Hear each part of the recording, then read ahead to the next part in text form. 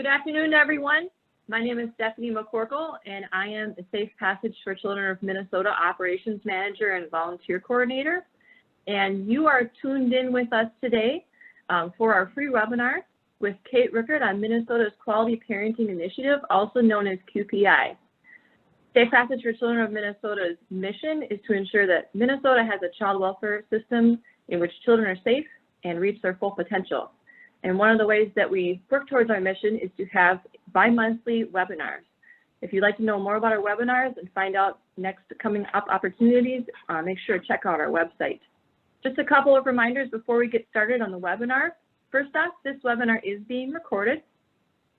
We'd like to ask you to please mute your microphones or microphone, however you are tuned in with us. We invite you to turn on your camera so we can see you and we can all learn together. If there are distractions in the background or you need to turn your camera off for any reason, that's fine too. And then after the presentation, we will invite you to join us for some question and answer, some Q&A time. So please stick around for that. And of course, then you can unmute your microphone to ask questions of our presenter, and you can also use the chat feature, the chat box that's down at the bottom of your screen to type in questions as well. So with that, I'm going to turn it over to Rich, our Executive Director, and he's going to tell you about our next webinar coming up. Thank you. Well, hi, everybody, and I want to welcome you as well. The next couple webinars actually are going to be a little different format. We're going to have a couple of panel discussions. The first one is going to be a couple of adult survivors of child abuse who will talk about their experience in child protection or their difficulties in getting help from child protection or whatever their experience may be.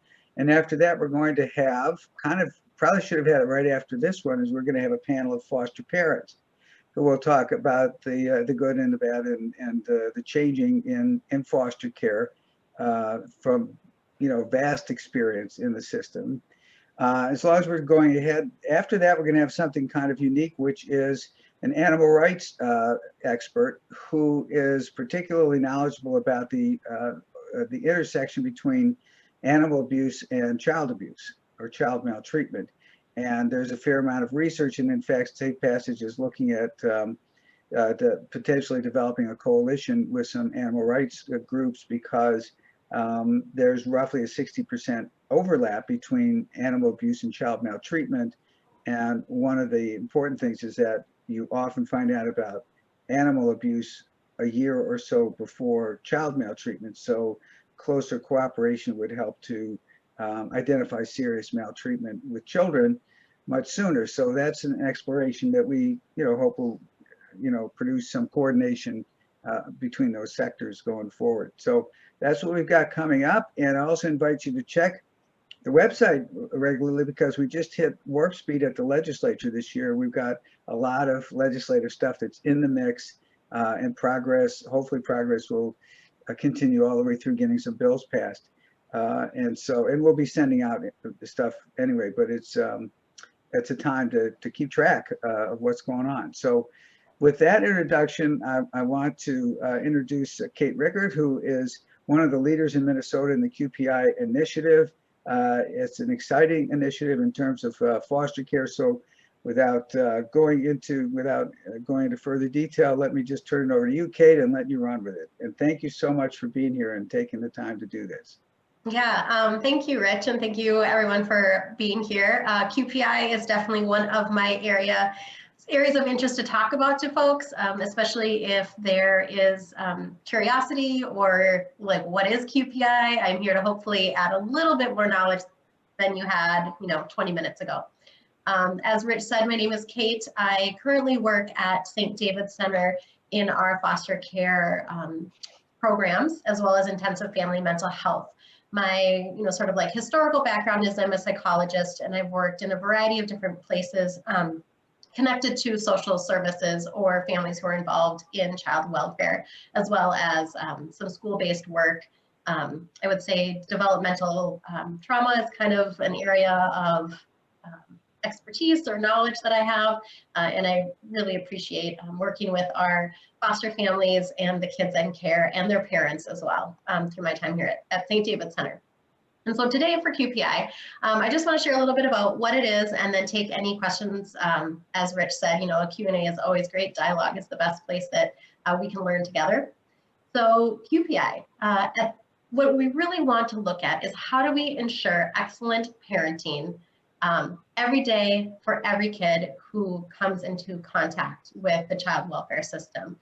So whether the child was, you know, just there 24 hours or 24 months, we want to be able to support their caregivers, both the parents and foster parents or relative families, to be able to support what that child needs, particularly from like a developmental lens.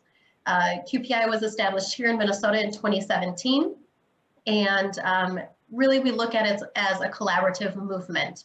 You know, the title says initiative, and I think, you know, it's one of those things like when you name something, the label sort of sticks, but I definitely see this as more than just an initiative. It really is either like an approach or a movement to look at how can we make changes in the system that are going to really be at the heart of helping our kids and our families.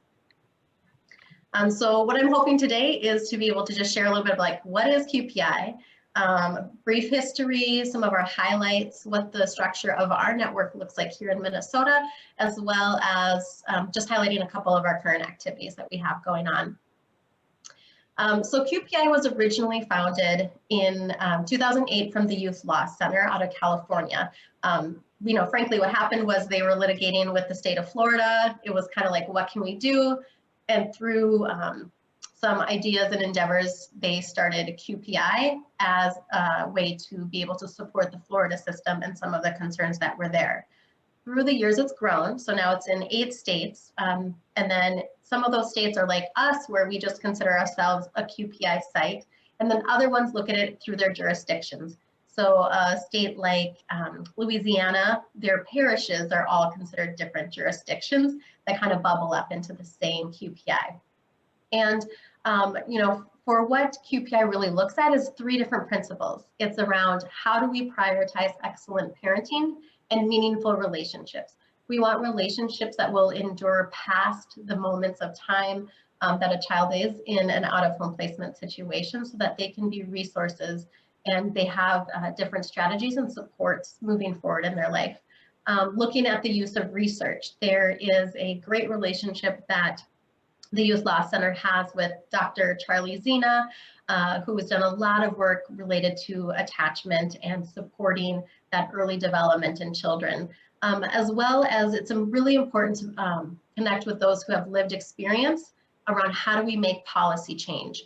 What we know, and I can say that's probably one of my highlights of working with QPI versus earlier parts of my career, would be that the elevating the voice of our youth and our parents and our foster parents brings about real change they can generate different solutions because of the understanding that they have of what's going on in just a different way than I can as a staff or somebody who's working with the family. Our relationship with the national QPI staff at the Youth Law Center remains. So they help all of the sites, you know, advocacy resources. We have a strong network within each other. You know, we do practice exchanges every month and, you know, different webinars. We had one recently in January that I'm very proud of because one of our QPI champions, Shauna King from the ICWA Law Center, really helped to put together that panel. So we try to, you know, work together and give those ideas that are working to one another to better support kind of nationally what's happening in the child welfare system. So QPI for us is really around how do we connect our parents and our foster parents as partners in reunification. We want to look at, you know, how the child develops through love and support of their family and community. And then how do we all collaborate together? That's really, I think, also at the heart of QPI.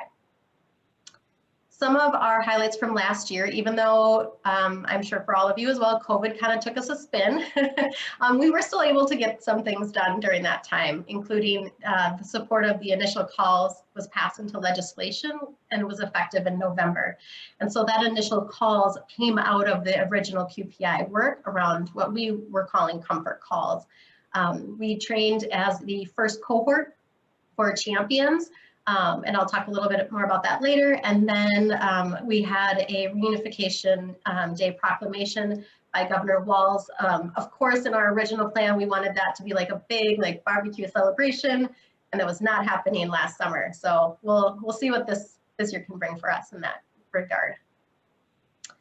QPI champions. So this was one of our kind of cool things that is new, but we trained 12 individuals here in Minnesota. So kind of how QPI used to work is that their staff would come to the site, I don't know, 3 or 4 times a year, give us technical assistance, help us, and then go back to California.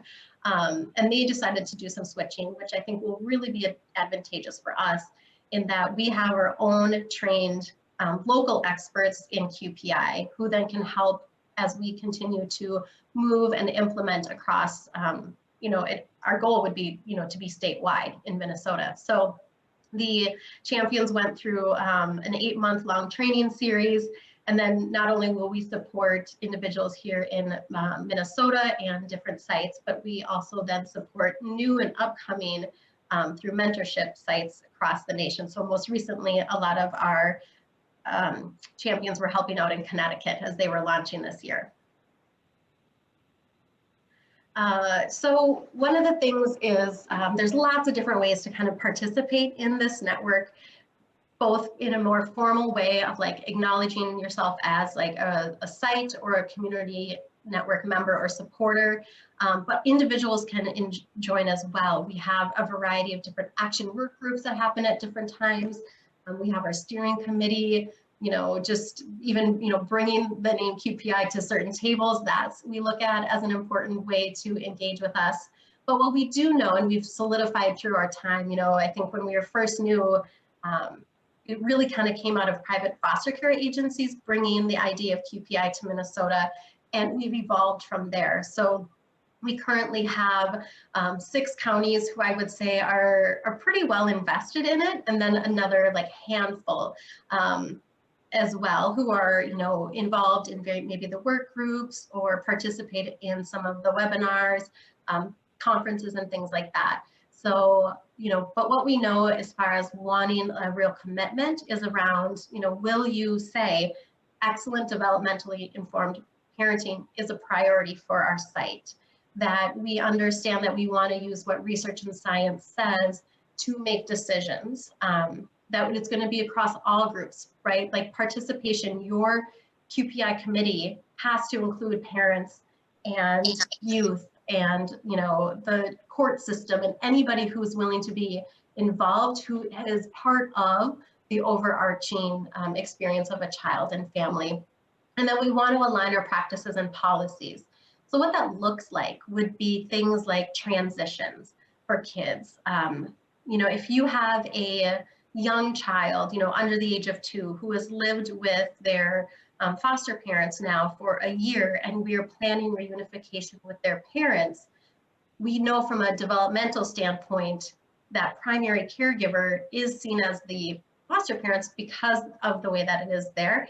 We want to be able to support that and not just say, today you live with these people, tomorrow you live with these people. That wouldn't be developmentally informed in that transition.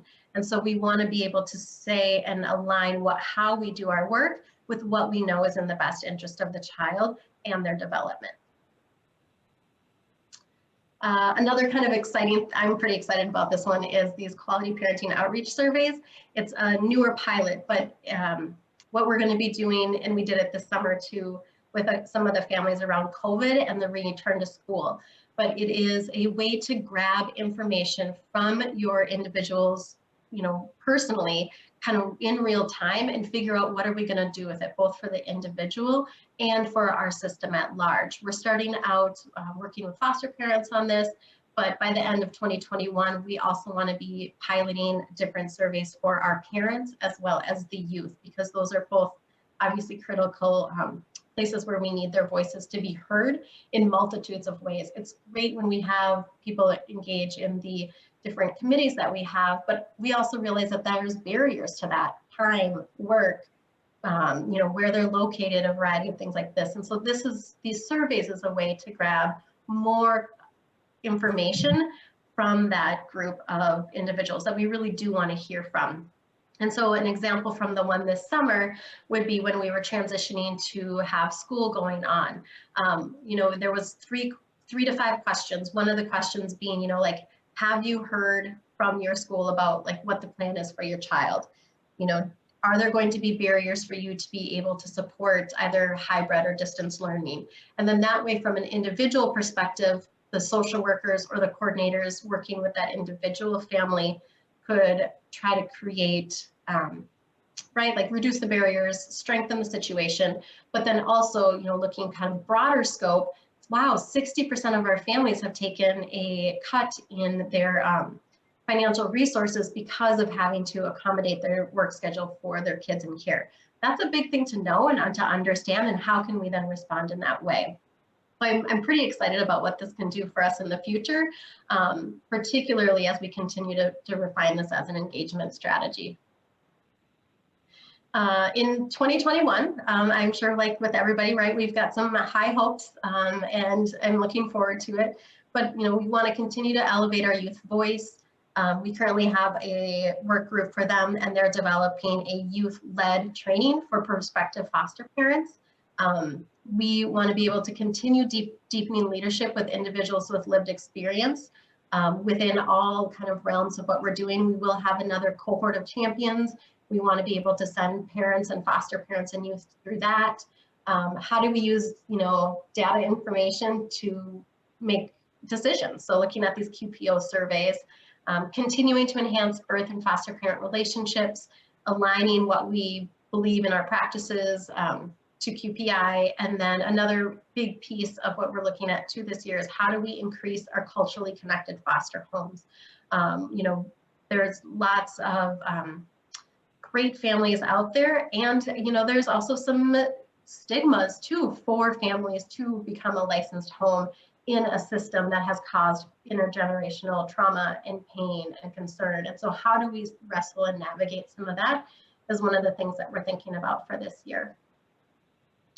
And that's my creating a base foundation and understanding of QPI. We have a website here for Minnesota, as well as the national website, qpiforkids.org, is really helpful as well, and just gaining a little bit more information about what's going on. This picture that is here is the Bells, Darlene and Curtis, and they're racial equity leaders for us and have been amazing resource parents for us to be able to learn and to push forward this work.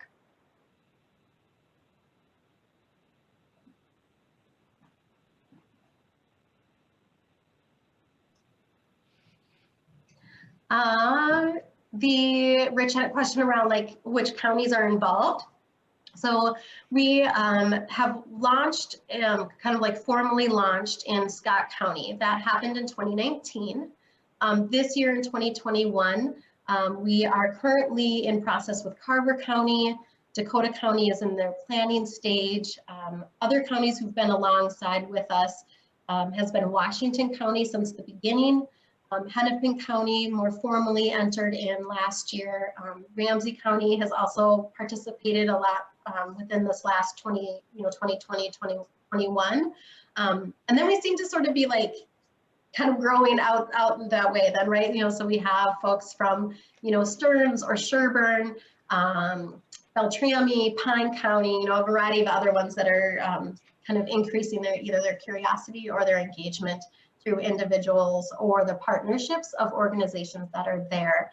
If I think about where we are showing up, it's also connected to who are maybe some of the other providers in the region that are connected to QPI. So the private foster care agencies, Therapeutic Services Agency, TSA, is up in Pine County. And so, because they have a good relationship with their county folks, we see the county showing up there in maybe a different way than if they didn't have a relationship with an organization connected to QPI itself. And can you say again, Hennepin and Ramsey, what's their level of involvement? So Hennepin has, I'm not sure if you guys are familiar, but one of their staff, Michelle Seymour, was hired on to support QPI efforts in Hennepin. And so they have, launched their initial calls, and they had done that prior to the legislation. And then some of our other practice guides or recommendations as well, they're, kind of phasing in. So we have encouraged a circle of support meeting, which is kind of like an icebreaker, not focused on like the to-dos of a case, but like meeting people face to face. So, the parent and the foster parent would get together and just, connect in those first couple of weeks of the child's placement. Here's how it's going. Gosh, it was really helpful when you shared their favorite food was XYZ. But building relationships is really the point of that. Other pieces was around information sharing. That is not a consistent practice across anybody, which we'd love for it to be more consistent. But looking at like what information is shared with the parent that will help them parent in a better way. So it is those details of, who are the important people in the kid's life. They do better with Tylenol versus ibuprofen, favorite animals, kids in their class who are important, other adults who are important to them. But really trying to think about the information, not only from like the logistics of what, liability, but also like, how would you care for your child? And what do they need? If I think about my own kids, when I would send them off, to even my mother's house, they came with a list of here's some stuff to know currently what's happening, right? Like bedtime. Yes, they're waking up in the middle of the night, those kinds of things. We want that for our kids, regardless of where they are. And so, some of those efforts of building the relationships are things that all of the counties who are participating with us are doing in a variety of different ways.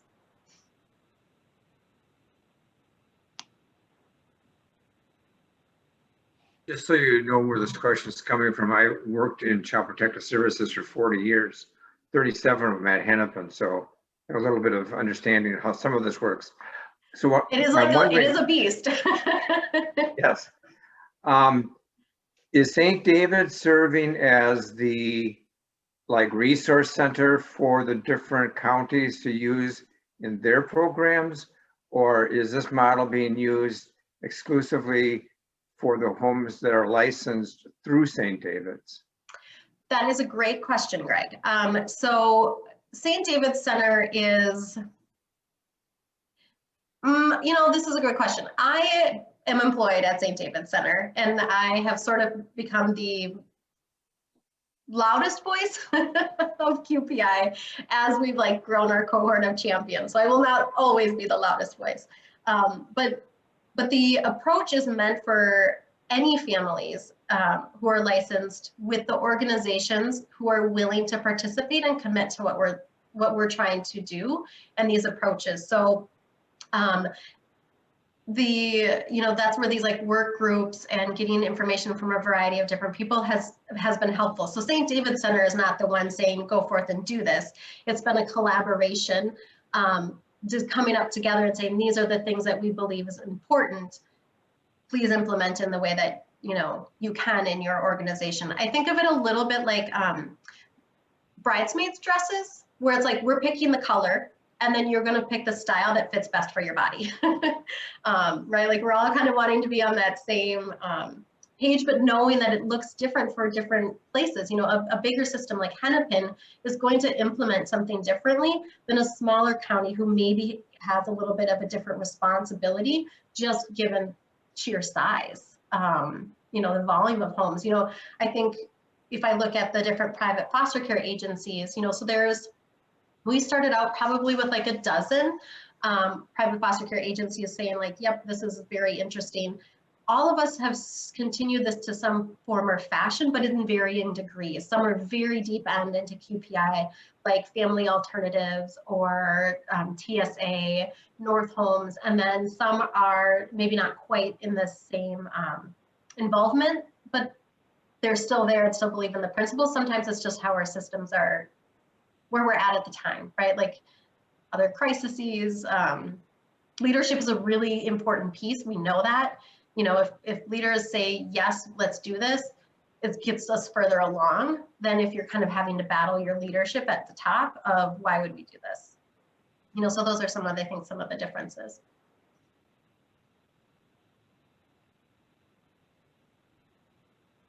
Hi. Can you hear me? Yeah, yeah. Yeah, go ahead. I'd just like to mention that I think the QPI and Safe Passage should hook up with the Page Amendment, the Allen Page Amendment, which is trying to be ratified by our legislature. And I suppose you've heard of it, I hope. Have you? Yes. Mm-hmm. Oh, good. Well, Minnesota, here I'm reading, Minnesota has some of the worst education gaps by race, ethnicity, and socioeconomic status in the nation. As constituents of the state, we need to act now to make a real change for all of our children. And I think that we need this really badly. We haven't had, that amendment was written in the 1800s when we had slavery in our nation. So Allen Page is trying to fill that gap with educational opportunities for all children. So please look into that and see what you can do to work with Allen Page for this amendment to get passed. Well, I would say the most direct, and maybe you can comment on it, Kate, is if you do really good work on the developmental end of things, and children don't go through trauma or have it, mitigated, they're going to be able to participate in the classroom successfully. As far as politically supporting it, I think we probably don't have overlap a lot in terms of the committees that we would go to in the legislature or the organizations we work with. But I would certainly keep my eyes out for that because I think it is a good amendment. And, although I suspect that Kashkari and Allen Page, who are carrying it, probably have good enough political connections without me. So, but if there is an opportunity, but I think our contribution is, to help kids survive long enough to get to the point where they can actually, function in school. Well, I think they have good connections, but they don't have Waltz on their side yet. So Waltz needs to know that this is an important thing. Thanks. Okay, thanks, Patty. We'll keep our eye out for that and see if there's someplace we can jump in. Okay, great. Thanks. Yeah. But I do think, Patty, you raise a good comment around the fact that we have to be thinking about the whole child. And I think, one of the things that I appreciate about QPI is like, how do we kind of break down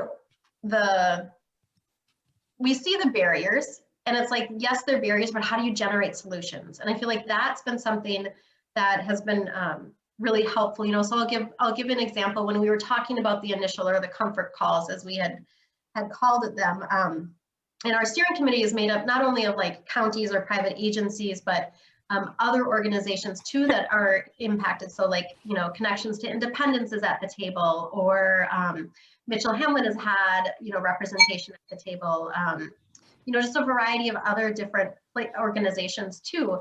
And one of them was St. Joe's, when St. Joe's was, more active in, being like a shelter place. And a former youth who had been in care, we were talking about this comfort call and when should it happen? Because we think it should happen like as soon as we know where the kid is going, start that relationship between caregiver to caregiver. And knowing that some of the kids would come into St. Joe's before they would, go to a foster home. And it was so great to hear that youth's, comment, because she, St. Joe's was like, well, we could step up and make these calls too to the family, because then it's like one more touch point to be able to support relationship. And then it came down to like logistics, and everyone started heeing and hawing logistics. And the youth was like, this would be so huge for me. Like, you think 4 hours is not that big of a deal, and 4 hours is a lifetime.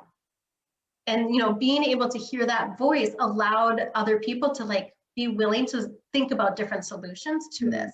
And so St. Joe's did start doing the comfort calls too. They didn't have to, but they recognized, and I think this youth voice really helped us, like, put the human back into it, of like 4 hours for an 8-year-old is a really long time. So how do we hold that and change our practices to address that? Because that will help reduce trauma. If we have a reduction of trauma, then we can be more open to learning, right? And then that's one less piece that kind of gets in the way when you think about some of the educational gaps that our youth might have who are in care.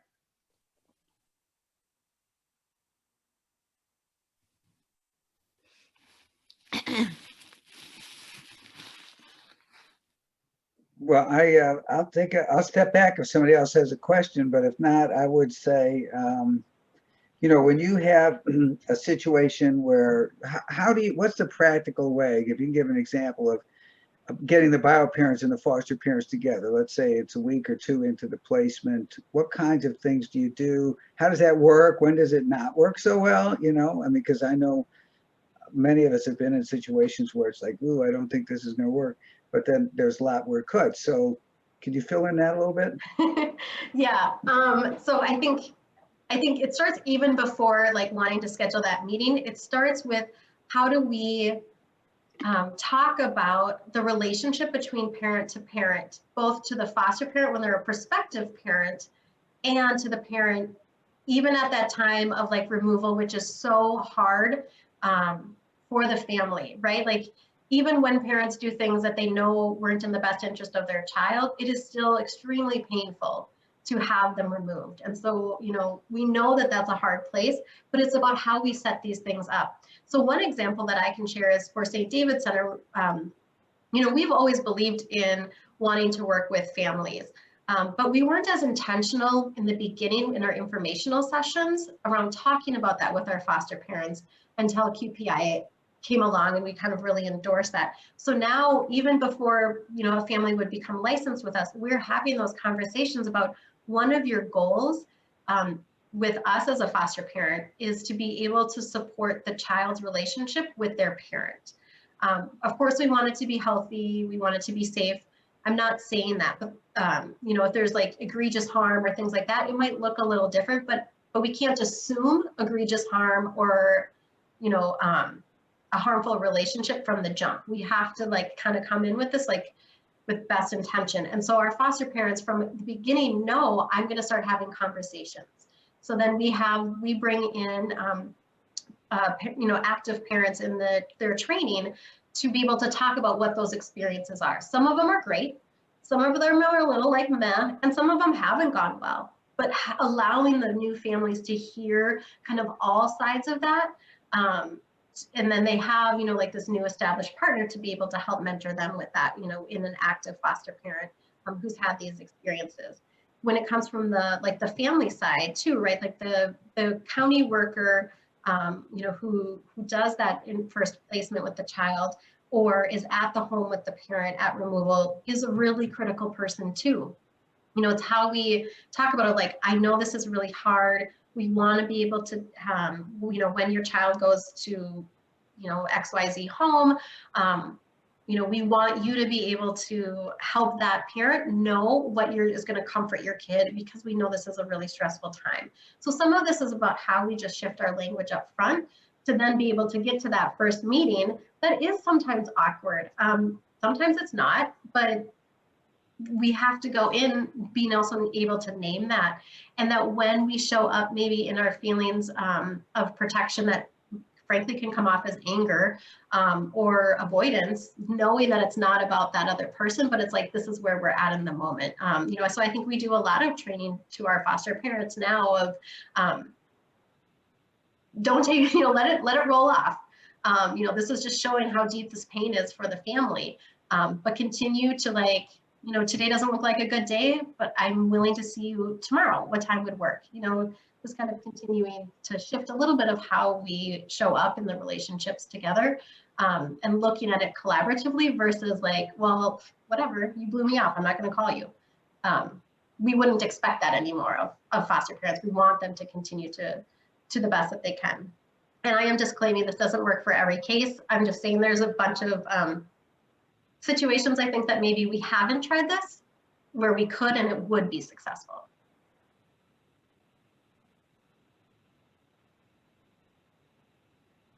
Kate, I have a question. Yeah, Can sure. you hear Bob. me? Yep. Yeah.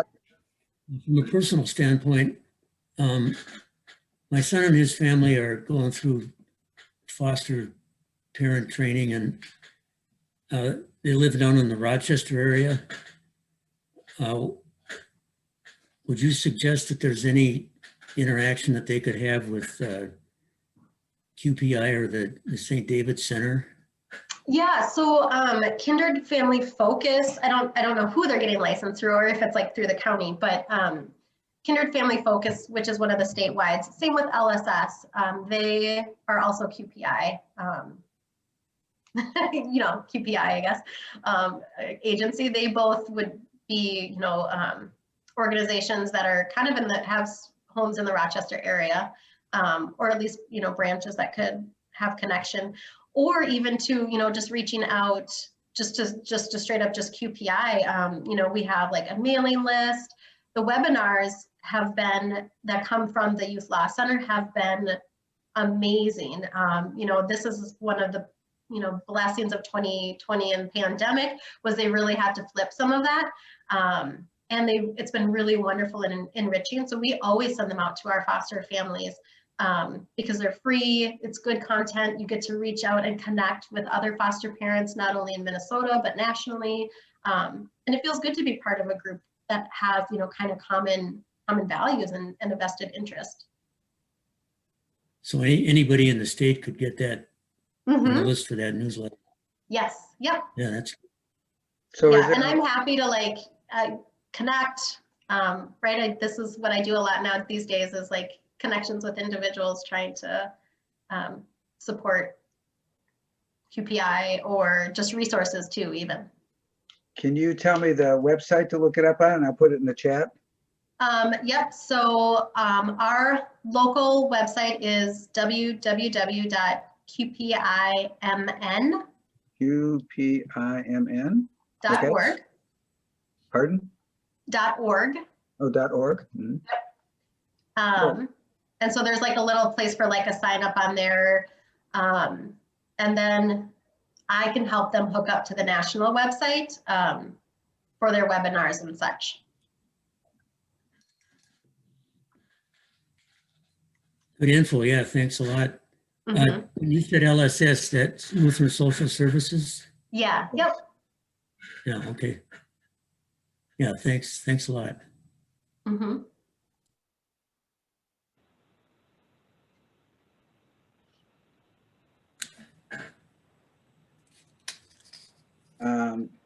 Again, please jump in, anybody, but I had one more that I wanted to float by you, Kate. You talked about, say, you have a 2-year-old who's been in foster care since they were 1. I actually have a close friend who, you know, went through that and got her child back when the child was 2. And I remember that reunion like it was yesterday. And what practically, you know, actually what would happen? How would you do that transition? Right. So, well, I guess it depends on if you kind of set the stage from QPI from the beginning or not, you know, because we want to have, you know, relationship happening throughout the time together. But say it hadn't, right? Like say that it was kind of a commonly historical practice where, you know, maybe there was, you know, parenting time with the parent and the child, you know, twice a week for an hour and a half at a visitation center, you know, like kind of that format. What we would do is we would want to see the child and the foster parent, because at that age, you know, developmentally, that foster parent is their primary caregiver and their attachment figure, because they're the one who's doing the daily things to keep me alive, right? Like you're feeding me, you're soothing me, you're, you know, all, you know, keeping me safe in all of those predictable ways. What we would want to see is that that child has an opportunity to interact with the foster parent and the parent together. so that the child says, oh, you know, my current caregiver is helping me understand that this person here is also safe to be my caregiver, and kind of like, you know, translating that over time. Even though kids are little and two, we, you know, still want to be able to talk about and have, you know, kind of predictable conversations about what that transition would look like, you know, storybooks or pictures, just setting it up from a little bit of a different lens, and that it might happen a little bit more slowly, so that, you know, when they say like, yep, reunification is where we're going, instead of having it happen in a week, how do we say, here's our transition plan for the next month? Or, you know, whatever it might be. I think sometimes, and I've experienced this, and it's been really hard, even for kids who are older than 2, where, you know, like a 9-year-old, and they've been with a foster home for 9 months, and the judge says, yep, you can go home. And then they go home that day. They didn't get to say goodbye to their friends. The foster family didn't get to have a goodbye party with their family for them. You know, like there's just some opportunities that I think if we looked at it from the developmental spot, it might slow some things down, but we're going to be more successful, and the kid is going to feel better on the other side of it. You know, so it doesn't take a whole nother year to transition, but we should be intentional about what those transitions look like. Excellent, thank you. Yeah, I would say, oh, go ahead. Oh, no, I just have another question that I'm trying to, so if you need to finish what you're going to say. Oh, no. I was going to just give a statistic thing, so. I'm trying to imagine where the parenting, if the parenting practices for the actual parent is exchanged. Is this through the interaction of, you know, in the olden days, they had parenting classes, that kind of thing. And I don't even know if they have those anymore, but where is that, this is the best way to work with this child, kind of teaching the parent, where does that happen? Yeah, that is a great question. And I think it's in a lot of different places. They still have parenting classes. Okay. Like, you know, ECFE and, you know, those kinds of places. You know, Main Street Family Services is one who, you know, does a lot of like parent ed connected to like the parenting time. So those parts haven't gone away. We would look at this as like a natural supplement to some of that. You know, and also thinking about how do we nuance to what that parent, I guess the other way that I would look at QPI, we've talked a lot about foster parents in this, but another way I would look at QPI is like, frankly, sometimes I think things have gotten a little cookie cutter in the, you know, like in the past where it's like, okay, you are in child protection, so you need this, this, and this, and we're going to have you do this, this, and this. And that doesn't necessarily meet exactly what the kid or the parents need. And so, you know, as I see QPI continuing to evolve, how will we be able to influence that and then figure out what is it that specific parent needs to best support their kids. And it might not be as formal as a parenting class, and it might be very formal of parent education and therapy and all of that stuff too, you know. But one thing that we know that is a protective factor for parents is a social support system. And by looking at the foster parents and you know, the resources that, you know, like I'd say St. David's Center, we would also be considered a support for the parents, that we can help improve their, we can help mitigate risks of the parent by helping increase their social support system. We have one of our champions, a couple of them actually, both the parents and the foster parents have talked about like, looking at this as just only increasing the child's and the family's circle versus it being like, you were over here, this was a time in life then, and now I'm like done with you, right? But it's like, how do they continue to be part of the child's life and create those meaningful relationships and the parents? Some of our most beautiful situations are when, you know, a family maybe was, you know, has struggling again, but instead of going down the child protection path, they are able to call their former foster parent and say, I'm really needing somebody to help me. Can the kids come to your house this weekend?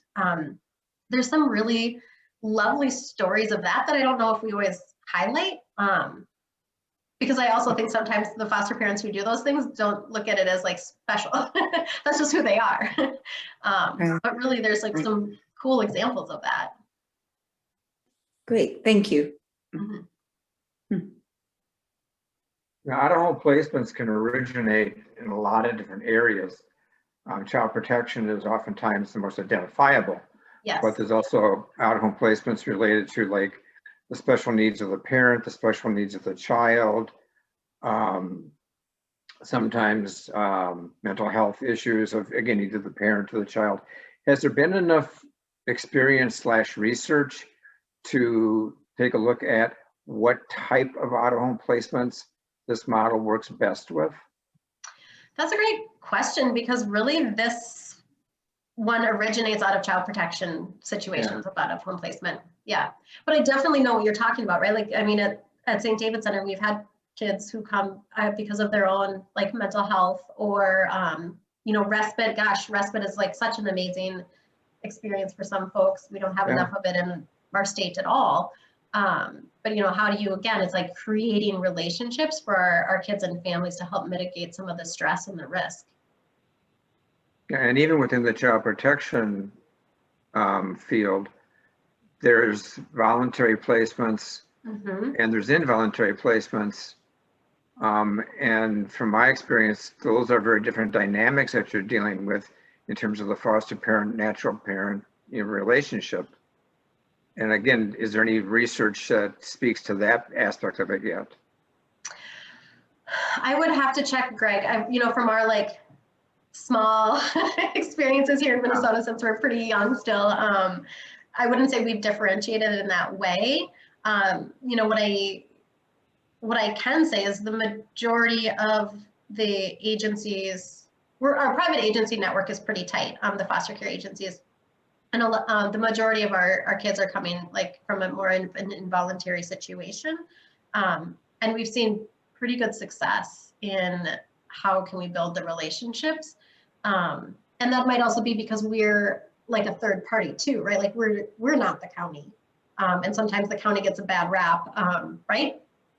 Because they're the ones we're removing. And so, you know, it might also be too, like that experience that I'm sharing might also be because there's a different relationship from the jump.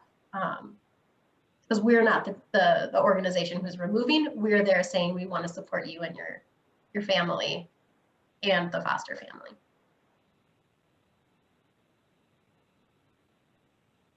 Yeah, the little bit of, you know, data that we do have is, so some of our private agencies have been collecting things since 2018, you know, looking at one of them being like unplanned transitions. So we, as you all know, Minnesota does not have a good recidivism rate for kids returning into care. And, you know, one of the kind of proxies that research has shown is around, you know, disruptions that children have.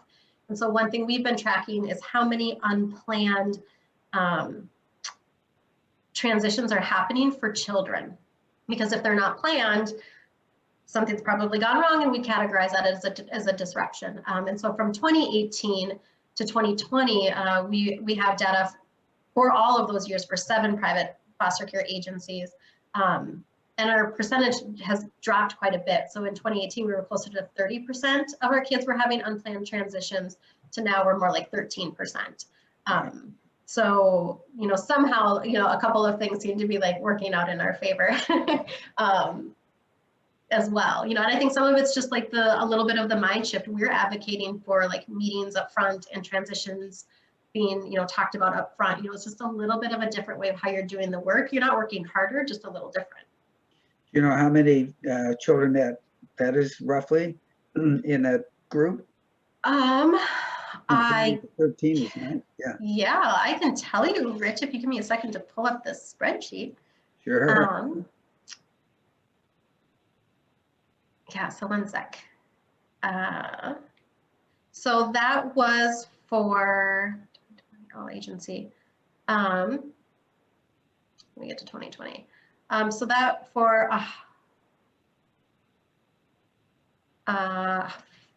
427 children who transitioned out of our homes in 2020, 86 of them did not have a planned transition. Whereas back in 2018, it was a less number of total kids, 335 had transitioned out, but 60 had been unplanned. So that's where like the ratio jumps differently. Great. Okay. So since I have the floor, what about money? You mentioned that Hennepin had to hire another person, but do counties generally have to come up with new money before they can join QPI? No, we really haven't asked for money at all. But I think one thing, it's not about like money per se that is the thing, but it is around being willing to dedicate and allocate somebody's time. So of course it actually does cost money, but not in like a specific way of hiring. So, you know, if I look at where the, usually this is being housed in foster care licensing, like if I think about the specific county staff who are the most connected to the meetings and stuff, that's usually the unit that they're coming out of, not that it's the only one. But most often they have identified a person that is going to be sort of their QPI lead. And then there's a committee, you know, so if I look at the way, you know, some of them operate, there's like kind of your main go-to person, and then you have your internal QPI, which would be, you know, someone from child protection, ideally, you know, the courts, guardian ad litem, parent, foster parent, youth. I'm just kind of trying to like wrap all those folks in together. You know, as a whole, QPI has been really fortunate about our foundations in the community. And so, you know, Bush Foundation gave us a really beautiful grant at the start. Sauer's been contributing to Headwaters. You know, we haven't really asked for money from any participants up until this year. And it's a pretty nominal amount. It's more to like show that you have a skin in the game. But we're still inviting everybody at the table, even if you don't show that part of it. Because we just really, you know, like believe in this, you know, obviously, you know, somehow we'll have to continue to sustain this, and grants forever won't be a viable option, but we've been very blessed thus far with the philanthropic community here. Kate, I have a question. I don't know if you can hear me. Can you hear me okay? Yeah. Okay. Just curious of, is there ongoing support for, so I'm a foster parent in Hennepin. So just curious of like, you know, you have somebody in Hennepin that's overseeing this. Is there ongoing support and training for that person? You know, we did get emails about comfort calls. And then when you kind of survey, you know, foster parent community, hey, who's done one of these comfort calls? Everyone's like, oh, we got the email, but that's it. Okay. You know, and so, yeah. You know, for myself, we're doing comfort calls and in touch with the families even the whole time before this came out. But then I also know foster parents have been written up for having communication with the birth families. And so, you know, it's across, it's just like all over, you know, of where you're saying there's some workers that are like, I've been here 35 years and this is the rule. Yep. We're not going to go over here. And then the other ones are like, please call them. So I'm just curious, you know, I think that if with ongoing support and training of saying, hey, this is what we're hearing, or hey, this is something that would be helpful to kind of get everybody on the same page, because I think it is so powerful. You know, a lot of the families I worked with have been reunified by having support of a foster family the whole time. Yeah. And then otherwise, sometimes it ends up everybody's just kind of against the family, you know. And so I don't know. So I just think that's just something to throw out there of like, if you have further conversations with specifically counties with tons of workers that are overworked, that might be a priority that they could do. Yeah. Yes, definitely. I agree. And yeah, when you have a large system, like Hennepin is a large system, it takes a lot of like kind of from, you know, each edge, trying to kind of press in differently versus, you know, someone who's a little bit smaller, like Carver County is smaller so that it can look different just from that experience. I do have to say, I think the sites like within Minnesota that are the most maybe like successful at this current moment are the ones where there's been like their own kind of community launch. right? So if I look at Scott County, they had a specific community launch. Carver County is going through it right now. And frankly, from my own learning perspective, this is so new. It's kind of easier to like do these launches with some that are a little bit smaller, just from a like, how do we get this working under our belt before we kind of jump into bigger ones? And not that I'm saying we wouldn't want to. It's just right, like you want to be able to know what you're doing beforehand to work out some of the kinks. Which Totally. I'd say even from like where we are to like launching Carver now versus Scott 2 years ago, we're farther along, and it will be there will be benefits to that. And how we do that. I think it'd be interesting too to hear the statistics that you spoke of transitions that happened well and then the ones that didn't happen well. Where some of those families are right now and how they're doing. I just reunified a 1-year-old, and we had her since birth, and so it was like the court ordered it, and then she literally was gone 3 days later. And you just saw how confused her and her siblings were.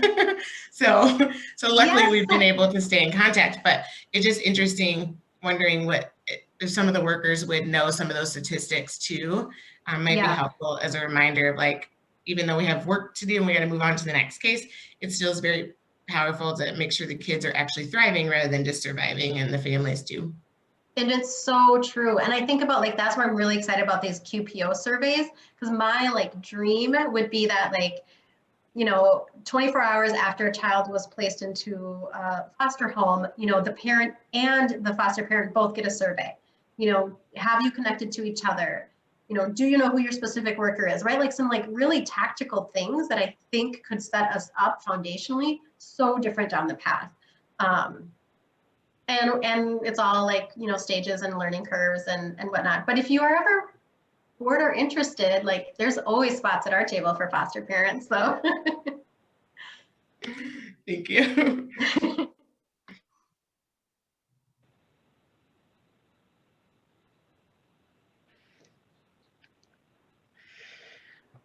Well, it's getting up close to the hour. I have to say that we're never lacking for good questions to kind of keep the conversation going.